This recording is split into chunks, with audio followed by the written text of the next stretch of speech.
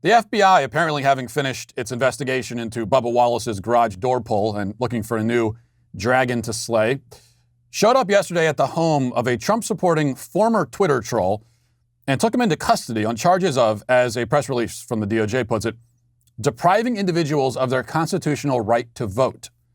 The formal criminal complaint alleges, more specifically, that the accused, Douglas Mackey, a.k.a. Ricky Vaughn, that's the name of his Twitter account, which has been suspended for years now.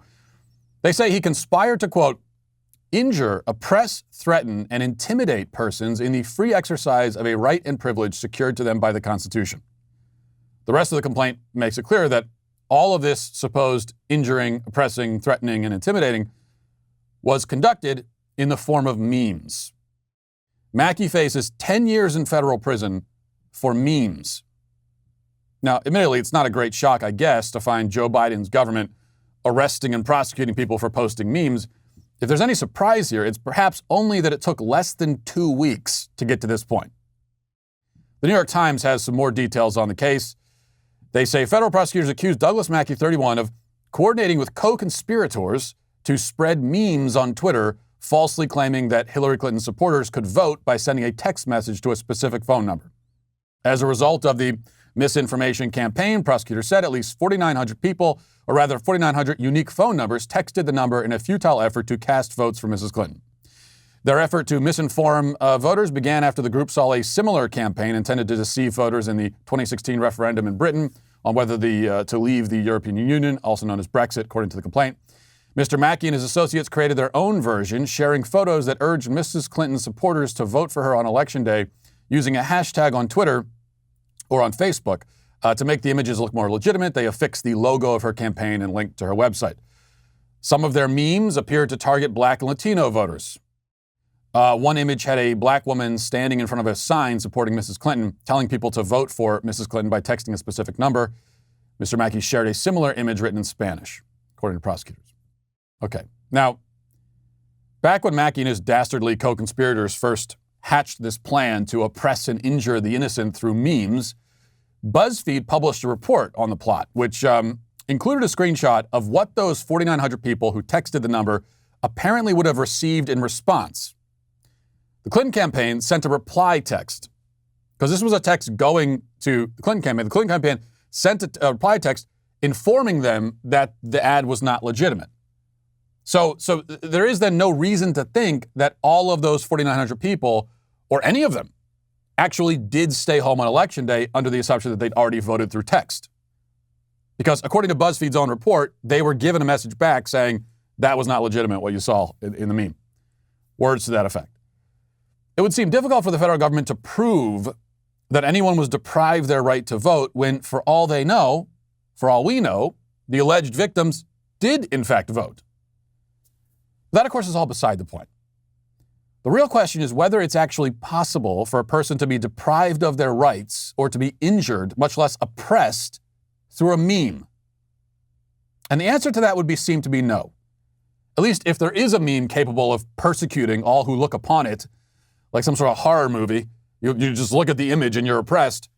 The ones that Mackey posted surely do not fit that bill. I don't know what that meme would look like. I don't know what a persecuting, oppressive meme would look like. I just know that it doesn't look like this.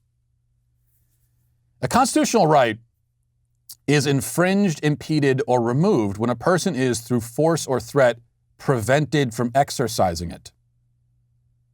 Nobody was prevented from doing anything in this case. If there are any rights being infringed upon, it's the First Amendment right of Douglas Mackey. And if any individual was so unfathomably stupid as to read a joke meme on Twitter and take its voting guidance seriously without even doing 5 seconds of additional research, because that's all you would need to do. If you're dumb, you need to be 2 levels of stupid here. Stupid enough to see that and not immediately recognize it as a joke. And then also so stupid that you don't take 5 seconds to just Google, can I vote through text message? That's all it would have taken. And if you couldn't put in that effort and you were that stupid, then the fault lies with you. Now you can't always victim blame in cases of fraud, but when the supposed quote-unquote fraud is a silly picture on Twitter telling you to vote in a presidential election with a hashtag or a text message, Yeah, the victim does indeed deserve the blame. I am 100% victim blaming. I blame the victims. Totally. And I also have zero sympathy for them. If anything, the alleged oppressor has done us a favor by weeding out the sort of terminal morons who shouldn't be voting in the first place. I realize that's not a valid legal defense, however, but just on a personal note, I'm quite glad. Anyone who's stupid enough to fall for something like that, I am happy if they don't vote. Thank God they don't vote. Now consider the precedent that's quite intentionally being set here. You know, a very common joke on social media around the time of any election is for supporters of one candidate to announce that the supporters of any other are allowed to vote a day late, or something like that. Those jokes are very common. You see them around election day all the time. So, is anyone who made a joke like that now guilty of a federal crime? If you've made a joke like that on the internet at any point in your life, are you now liable to go to jail for 10 years? I mean, does 10 years in prison sound like a reasonable sentence? Even if you agree that it's a crime, 10 years, which I don't, 10 years in prison for that? And if it's now a felony to post a meme with disinformation that may influence voting behavior, how far does that go?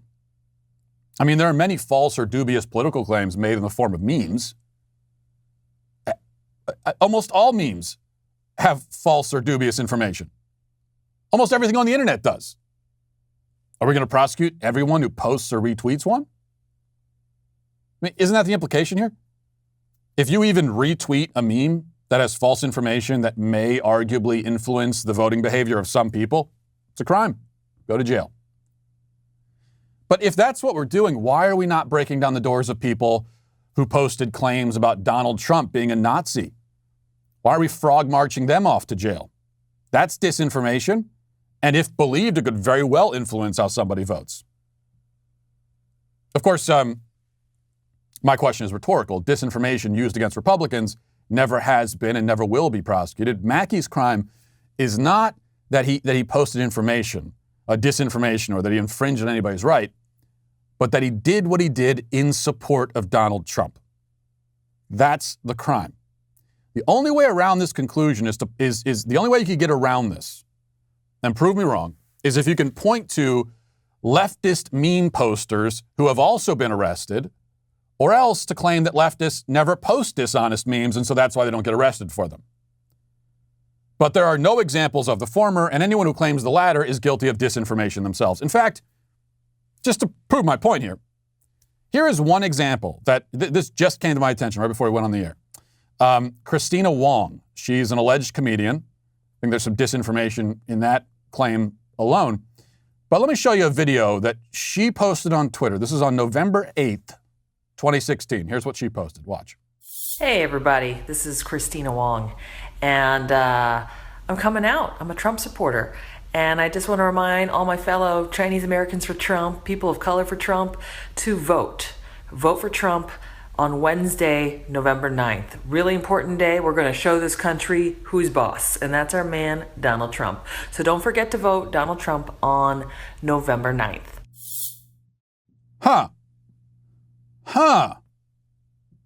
See, as far as I'm aware, Ms. Wong has not been raided by the FBI. There are no 30-page criminal complaints being filed against this woman. And that's all you need to know. I mean, that if there was any doubt in your mind whatsoever about whether or not this new policy, this new law is being enforced equally, well, there you go. And we could sit here all day, give you similar examples, similar jokes like that. All kinds of disinformation related to Donald Trump. Much of it not even coming in the form of memes, but coming from the media. Coming in the form of headlines, news articles, stories. We're not prosecuting any of that. And that's because there has been for a long time, and will especially be now, a two-tiered justice system.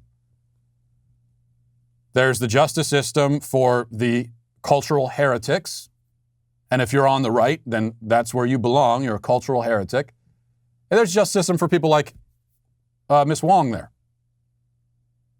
Someone who believes in the correct orthodoxy, who has the correct views. There's a lot of things she can do But you cannot anymore because you'll go to prison. And saying that there's a two-tier justice system where we have two-tier justice, that's just another way of saying we don't have justice in this country. There is no justice. There is no law. There is but the whims of the elite. And that's the way it's going to go now.